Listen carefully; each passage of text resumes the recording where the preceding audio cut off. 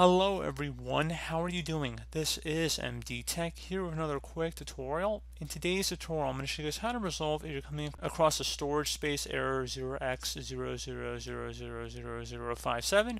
The parameter is incorrect. So beyond just going into File Explorer here, so just selecting the File Explorer icon or searching up in the Start menu, you want to go ahead and just open that up. So the first thing you want to do is open up the Start menu, type in File Explorer. Best match to go back with File Explorer here. Go ahead and left click on that. Select this PC on the left side, and if you notice your local disk has space available here, that means that what we're going to do in this tutorial is probably going to be applicable for you.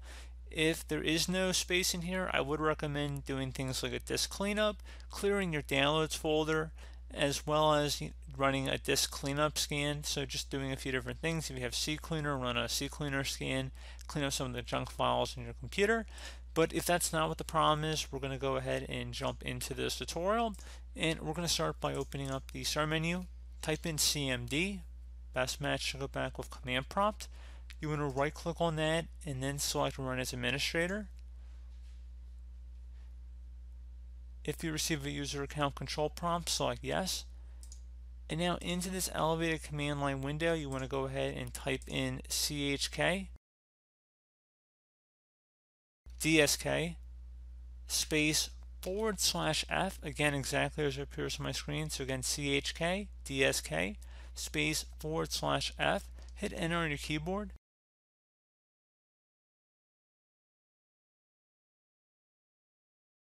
So your volume will need to be checked once you restart your computer. So tap the Y key on your keyboard, hit enter.